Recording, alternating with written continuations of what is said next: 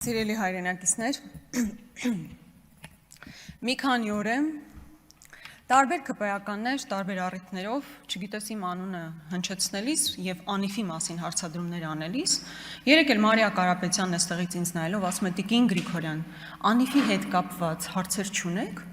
ինձ մոտ այնպիսի տպավորություն էր, որ Անիֆով այն պաշտոնյաները, ովքեր 25 միլիարդ են կերել,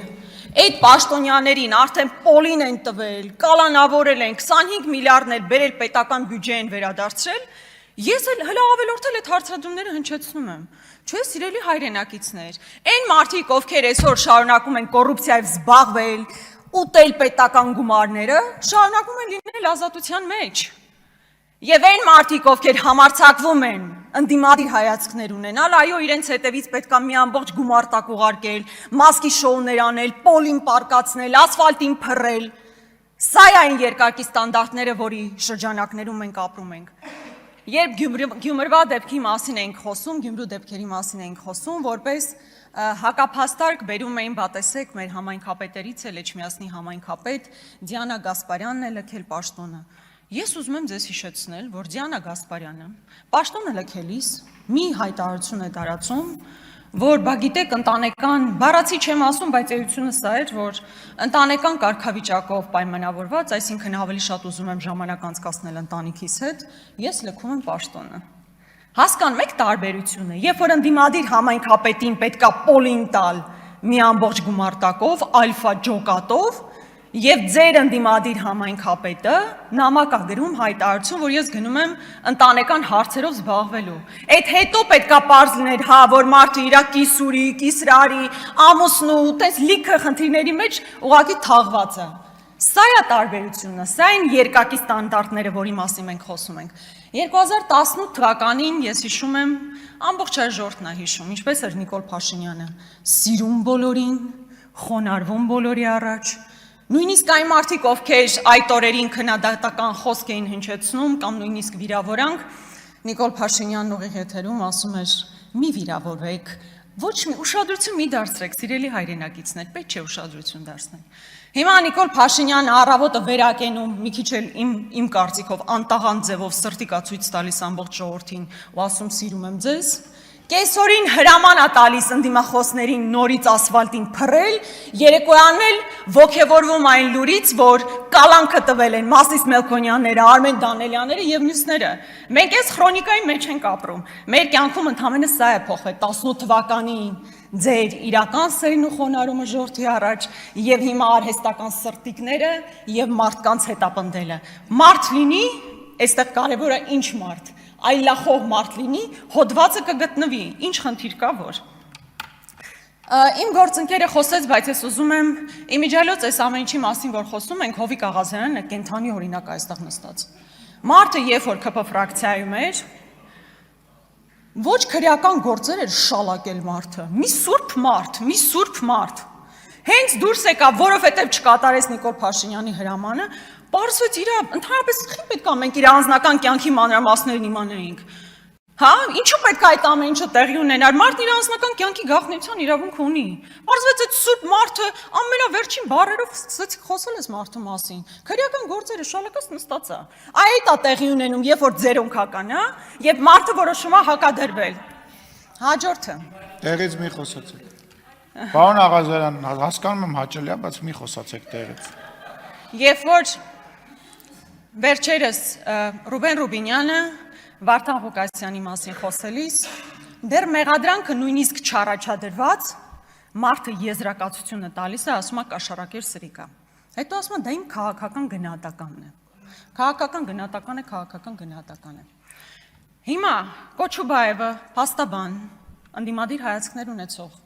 շատ սուր բառապաշարով, ես անձնապես չէի ցանկանա նման բառապաշարով ստատուս կարդալ, բայց ամեն դեպքում քաղաքական գնահատական է տալիս։ Բայց ինչու է քաղաքական գնահատական տվող իշխանական ներկայացուցիչը հանգիստ խոսում, իսկ քաղաքական գնահատական տվող փաստաբանը ալֆա ջոկատի միջոցով պոլին պարկացվում, բայց ալֆա ջոկատը խի Ռուբինյանի հետևից չի գնում։ Նորից երկակի ստանդարտներ։ Եվ գաղտնալսման մասին մի բան էլ ասեմ, համատարած գաղտնալսում են, սիրելի ժողովուրդ, մեր անձնական կյանքի իրավունքը ամբողջությամբ խախտված է։ Յուրաքանչյուրս չգիտենք այն, որ մենք քաղաքական գործի չենք, հատկապես ընդդիմադիր ենք, գիտենք, որ մեզ գաղտնալսում են։ Միայն չգիտեմ, մեր երեխեքին էլ եք արդեն գաղտնալսում, թե չէ, մենակ այդտեղ մի փոքր կասկած ունեմ։ Համատարած գաղտնալսումներ են։ Վերջերս հրապարակվում է մի ձայնագրություն սրբազաներից մեկի մասնակցությամբ, եւ գործ չի հարուցվում բուն գաղտնալսման դեպքի առիթով։ Այլ գործ է հարուցվում այդ գաղտնալսման ներքո ստացած ինֆորմացիայի առիթով։ Իմ գործընկեր Քրիստինե Վարդանյանը նշեց,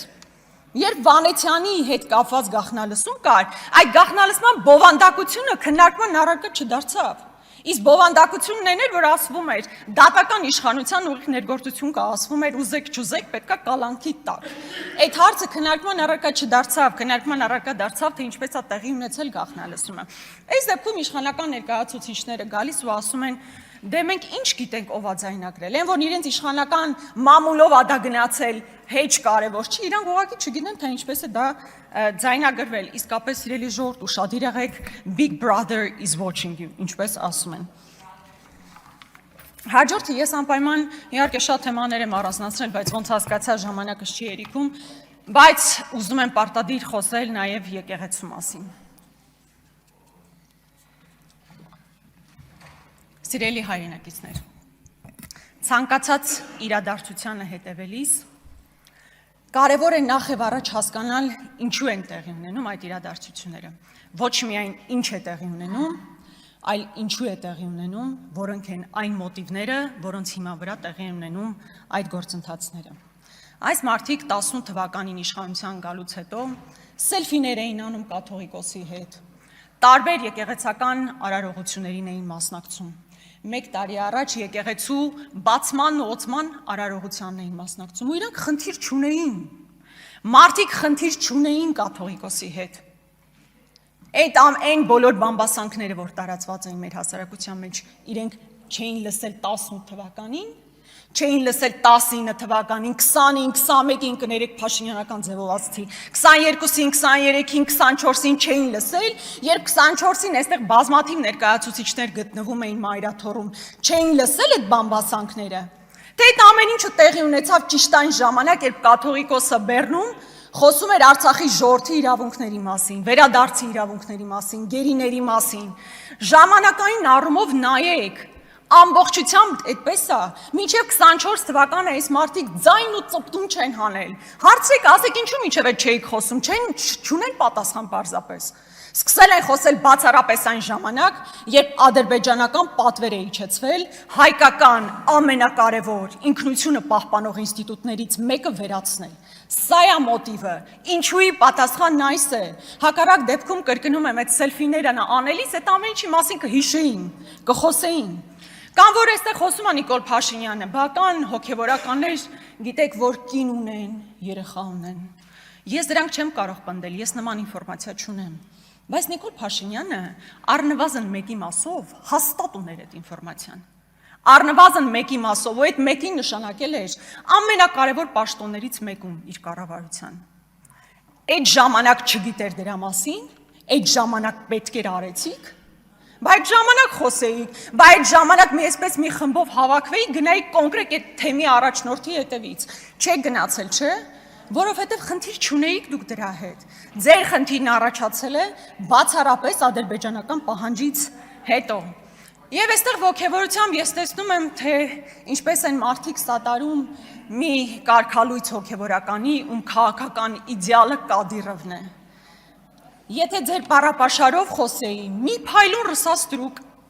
բա գնացեք, այո, գնացեք Կիրակի օրը,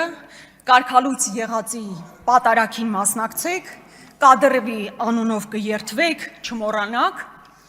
բայց սա իսկապես ողբերգություն է։ Որտեղ հասել է ձեր ձեռքը, ապականել եք, քանդել եք, ավիրել եք։ Հազարամյակներով հայերով բնակեցված Արցախում այսօր մարդ չի ապրում ձեր արկածախնդիր քաղաքականության հետևանքով։ Հիմա էլ 1700-ամյա եկեղեցին ուզում եք քանդեք։ Դա է ձեր ոճը, դա է ձեր ձեռագիրը։ Քանդել ցանկացած բան, որ հայկական ինքնության մասին է, հայ ժողովրդի պահպանման մասին է, սա եք դուք։ Ու 18 թվականին սիրո եւ հանդուրժողականության մթնոլորտ հաստատելու ձեր խոստումներից 7 տարի հետո Ամենուր թշնամանք է, եղբորը հանել եք եղբոր դեմ, հոգևորականին հանել եք հոգևորական եղբոր դեմ։ Սա է ձեր ձեռագիրը, բայց ուզում եմ վստահաբար ասել, 1700-ամյա եկեղեցին մնալու է, դուք գնալու եք։ Շնորհակալություն։